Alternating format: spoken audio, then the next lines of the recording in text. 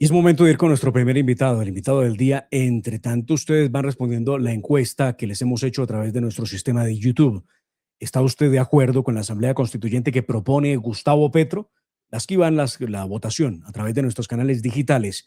1.733 votos por el sí, 2%, no 98%. Pero dice Gustavo Petro que esta es la constituyente del pueblo, la que presentan sus funcionarios y sus contratistas. Estamos con el doctor Germán Calderón España, abogado constitucionalista, apoyo fundamental jurídico de la campaña de Abelardo de la Espriella. Doctor Germán Calderón, bienvenido a la Hora de la Verdad. Gracias por atendernos. Muy buenos días, gracias por invitarme, Dimar y doctor Fernando. Bueno, doctor Germán, su visión de estos primeros momentos en los que ya ha podido analizar ese texto que han presentado para radicar una asamblea constituyente que negaron durante muchísimo tiempo. De hecho, negaron durante más de 2 años, pero que ahora traen como si nada, diciendo que ahora sí es necesaria una constituyente. Cuando nosotros revisamos los trinos, por ejemplo, de Armando Benedetti, de Wilson Arias, de María José Pizarro, de Gustavo Petro inclusive, decían que no debe haber una constituyente en Colombia, pero ahora les parece que sí. Su apreciación de lo que es este nuevo intento, ahora sí, por cambiar el Estado colombiano desde dentro a través de una reforma constitucional impulsada por la constituyente. Bueno, Dimar, lo que se denota claramente es que este es un nuevo engaño del presidente Gustavo Petro y de su gobierno a los colombianos. ¿Por qué? Porque la Asamblea Nacional Constituyente no es un mecanismo de participación ciudadana, es un mecanismo de reforma de la Constitución establecido en el artículo 374. Los únicos mecanismos de reforma son la Asamblea Nacional Constituyente, el referendo constitucional, que sí es un mecanismo de participación ciudadana, y el acto legislativo a través del Congreso de la República. La Asamblea Nacional Constituyente tiene una única manera de tramitarse y es a través de una ley que debe ser aprobada en ambas cámaras, en donde se establece que cuáles son los dignatarios de esa asamblea, cuántos dignatarios, cómo se eligen esos dignatarios, la competencia, es decir, las materias que va a tratar esa Asamblea Nacional Constituyente y el inicio y final de su periodo. Y esa ley lo que hace es consultar popularmente, es decir, consultar al pueblo para que decida. El pueblo es quien decide si se adopta o no la convocatoria a una Asamblea Nacional Constituyente. Pero entendamos claramente esto porque esto es fundamental. No es un mecanismo de participación ciudadana, es un mecanismo de reforma de la Constitución que tiene un componente de participación ciudadana que es diferente. ¿Por qué estoy advirtiendo esto? Porque el gobierno nacional va a la registraduría, inscribe un comité promotor ¿de qué? ¿Un comité promotor de una consulta popular? Pues a través de una consulta popular no se puede reformar la Constitución.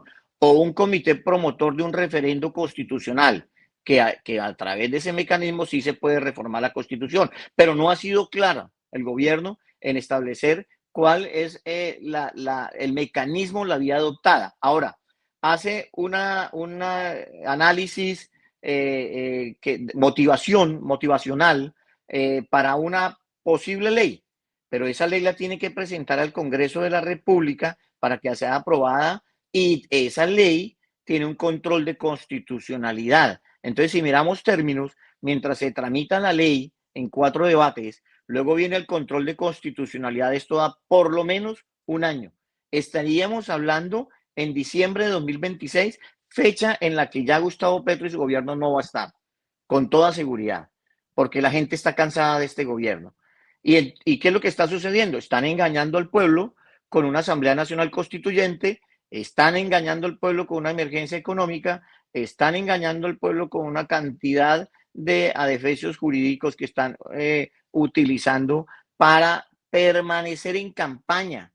Lo que se registró en la Registraduría Nacional del Estado Civil es una activación de la campaña e inclusive de pronto una consecución de recursos a través de la financiación de algún mecanismo de participación ciudadana que no ha sido aclarado, y lo que quieren es avivar la campaña, estar permanentemente en campaña recolectando firmas para avivar al pueblo y tenerlos de su mano para que voten por su candidato de preferencia. Entonces, esto es totalmente un engaño al pueblo porque ni tienen los elementos sustantivos, ni existe el bloqueo institucional, ni tienen los tiempos para adelantar una reforma constitucional. Doctor Fernando, por favor. La expresión de un hombre desesperado por el fracaso de su gobierno que quiere encontrar un culpable y el culpable es la Constitución. Petro no gobernó porque la Constitución no lo deja, entonces nos va a dejar una Constitución que sí permite gobernar, una Constitución comunista, una Constitución totalitaria como la que tiene diseñada.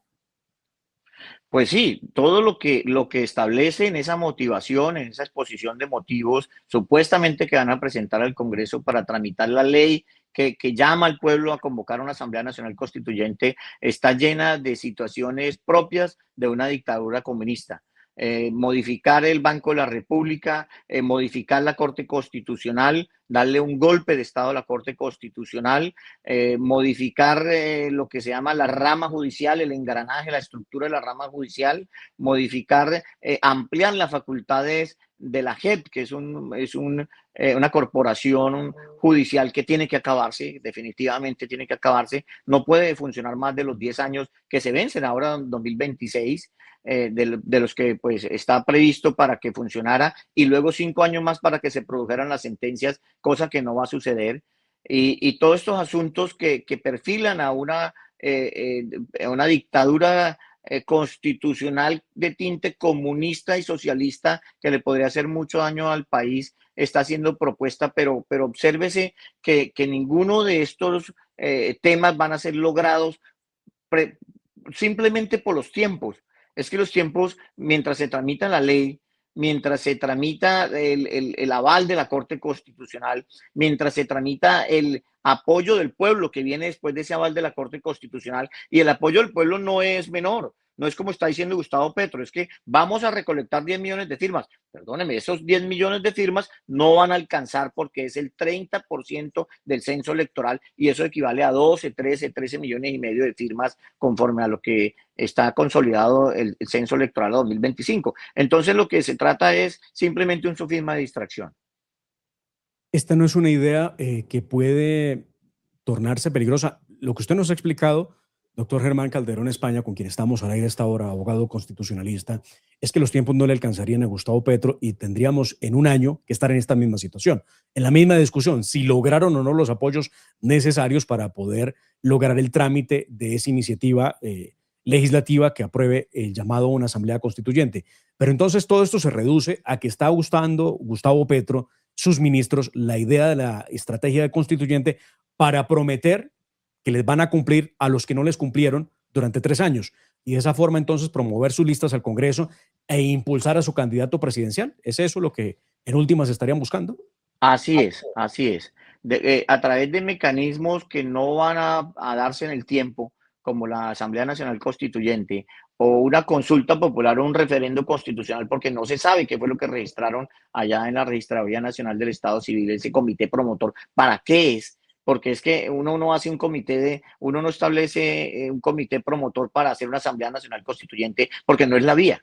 Uno registra un comité promotor para un referendo constitucional que tiene otro camino diferente al de la Asamblea Nacional Constituyente. El de la Asamblea Nacional Constituyente debe sí o sí pasar por el Congreso de la República. Y ahí es donde los tiempos no alcanzan. ¿Por qué? Porque la ley se tramita a partir de marzo, cuando se inicien el periodo de sesiones legislativas, y eso daría a junio, y de junio tiene que ir al aval de la Corte Constitucional, supongamos 2, 3 meses más, eso ya da para septiembre, octubre, y luego cuando se convoque el pueblo y luego todos esos trámites, todo ese procedimiento adjetivo que está contemplado en la Constitución y la ley para una Asamblea Nacional Constituyente mínimamente requiere un año. Y si es un referendo constitucional, igual, porque viene la recolección de firmas. Después de ese comité promotor, viene el texto que se va a aprobar, que tiene que ser aprobado también por ley, se tiene que tramitar una ley, y ese texto, tanto del referendo como de la Asamblea Nacional Constituyente, que se somete al pueblo, debe ir a la Corte Constitucional. Entonces los tiempos no van a alcanzar. ¿Qué hace el gobierno?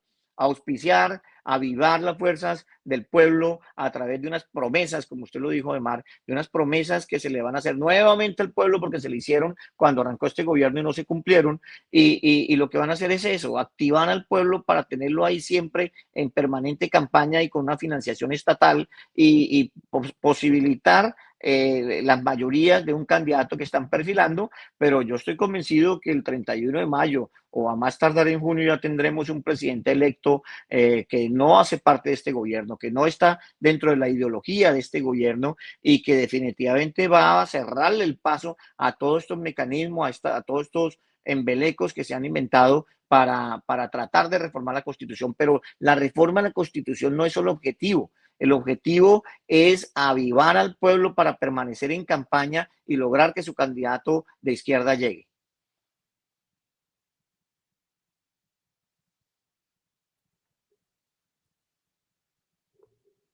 En economía, el desastre en todos los aspectos de la vida institucional. De manera que la culpa fue de la Constitución. La cambiamos y se arreglan todos los problemas, ¿no? Sí, eso es lo que se está perfilando, la teoría del caos, porque entre más caos se le produce al pueblo, más confusión, pero ellos son los que van a terminar confundidos, porque definitivamente estos asuntos van a ser sometidos a un control judicial apenas se reinicie la rama judicial, la actividad de la rama judicial a partir de los primeros días de enero. Quiero cambiarle de tercio, doctor Germán, respecto al decretazo de emergencia económica del gobierno de Gustavo Petro. Han buscado recursos por todas partes porque se quedaron sin flujo de caja y entonces salen con un decreto con el que juran que solamente van a afectar a los más ricos de Colombia. Pero pues ya hemos visto el decreto y entendemos que esto no afecta a los más ricos, sino que afecta a todos los colombianos. Eh, ¿Existen los elementos fundamentales que tiene la declaratoria del decreto de emergencia económica para haberlo expedido como corresponde en constitucional, este decreto de Petro? No, señor, no están dados los presupuestos constitucionales ni legales. El primero es la sobreviniencia de los hechos. No hay hechos sobrevinientes que sustenten fácticamente y que le den un valor a esos hechos, lo que se llaman los presupuestos fáctico, valorativo y de suficiencia.